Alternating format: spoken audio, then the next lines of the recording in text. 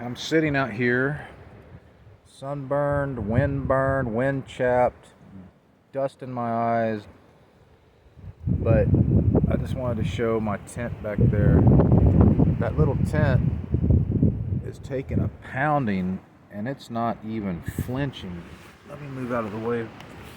I really wanted to make me a cup of coffee, but man, I just don't know if I can even keep my stove going in this wind. Here, listen to that.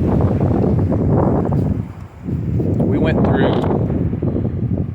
weeks of this in New Mexico.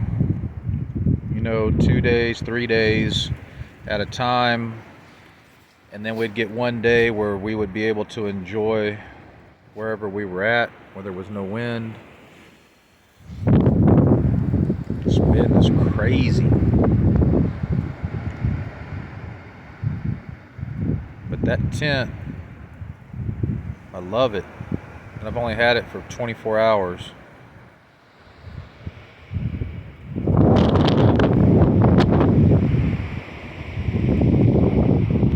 We're gonna change campsites tomorrow and be probably more exposed. As long as we can tie the tent down or set tent pegs, it should be fine. But I'll let you know. Hopefully we'll be able to get into the area that I'm wanting to go to. But this place that we're at in Utah, there's so much open camping. I mean, we could stay here and just do day trips, but I want to be able to leave my tent set up somewhere where I don't have to tear down my camp every day. It's the only problem with being out here in this area. We're the only ones here. And I'm going to do a review of this place. I just don't want to do it in the wind, and I don't want to post it while we're here because I don't want anybody to come down here in case they do a search on YouTube. I know that sounds selfish, but you just never know what you're going to get with other people. However, this is a nice spot. It's 5 or 6 miles, outside of Bluff, Utah. Bluff, Utah has amazing things to do. There's petroglyphs. There's a museum there from the LDS church. The people there are amazing. I loved it. The kids and I went. We were there for a couple of hours. If you're in Bluff, you got to stop. What else? Then you go out. You can go down that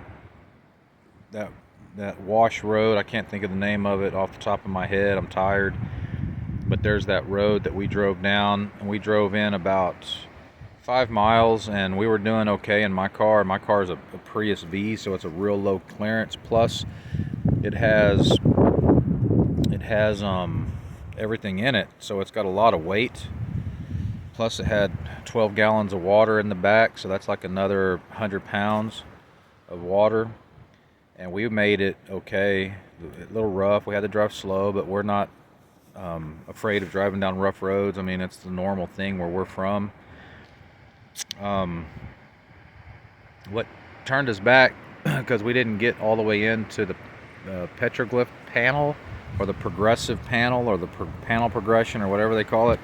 We were about a mile just this side of that, but we got into this really deep bank going down this road, which the incline was not a problem for the car, but the sand was too deep, and the incline was too long. It was too long of an incline with too deep of sand. We would have gotten stuck coming back out. Going in, gravity and the weight of my car would have taken us right down. And I was a little bit disappointed because we really wanted to go in and see that particular petroglyph.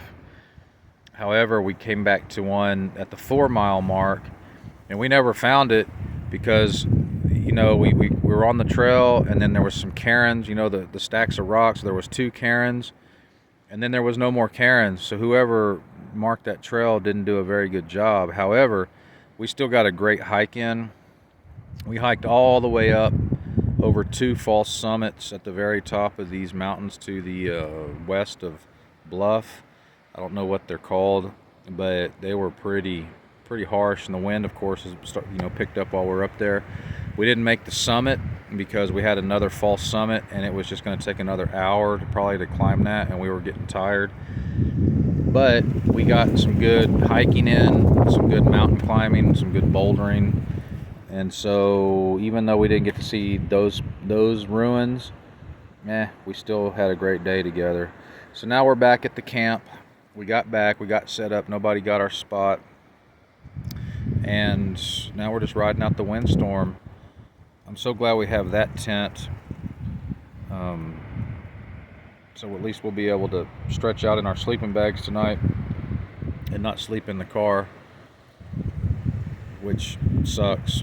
However, we're still going to be out here for another 8 days, and the one thing that we're having trouble with is we're having trouble finding a place to discard our garbage, and we haven't found a place to take a shower yet.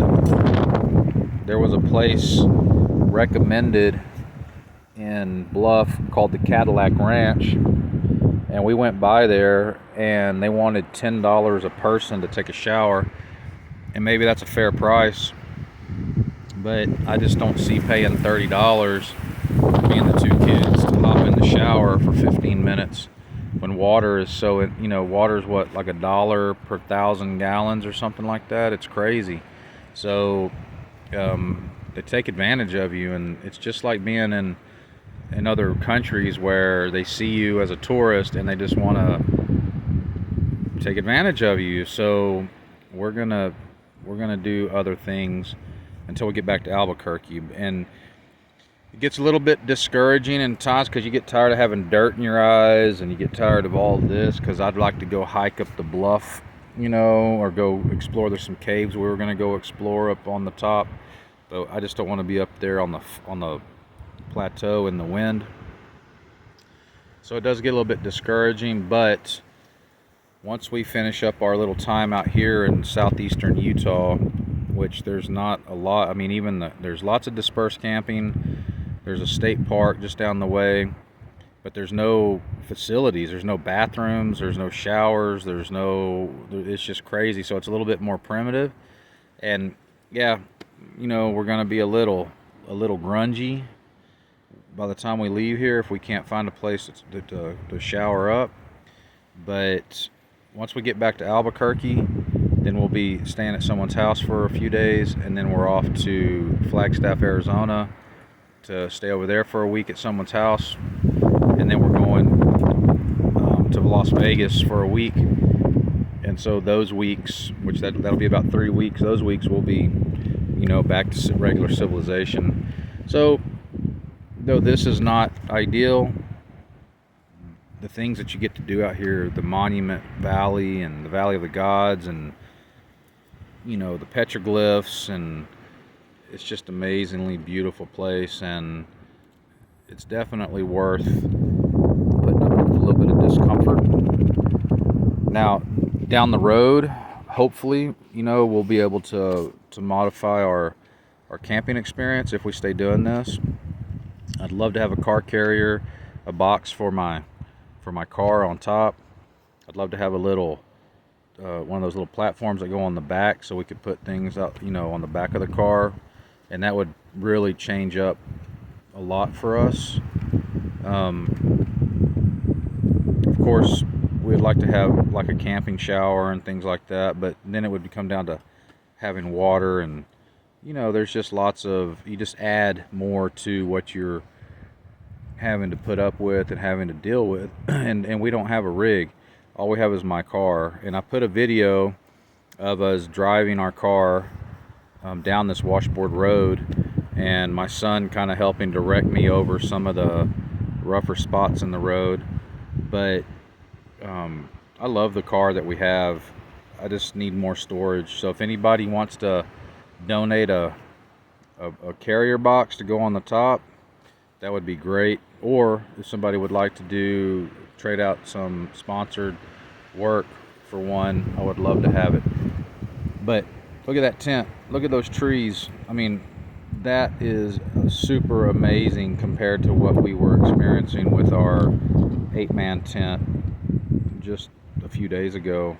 We don't have to lay that one down, we can just leave it up, and it's got all of our bedding, pillows, anything that we want to put in there so we have more room in the car is in there, and that is great.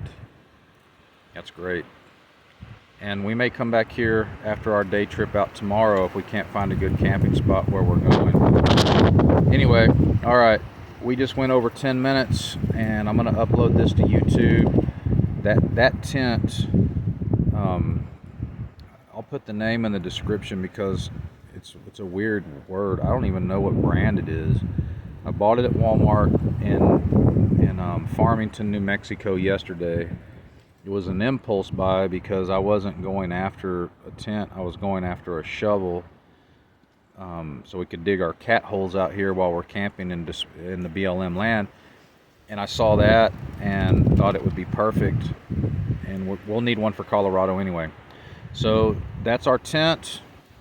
And now we've got a couple of options. We just need storage. We need better storage so we can carry our stuff a lot easier. So it's easier for us to set up our camp and break down our camp and keep our stuff sorted, so we don't have to unpack the entire vehicle just for these overnight camping stops, you know. Anyway, all right, get you one of those tents. I bought one now because I'm sure they'll all sell out, and if they sell out, look how dirty my hand is. Well, it is what it is, right?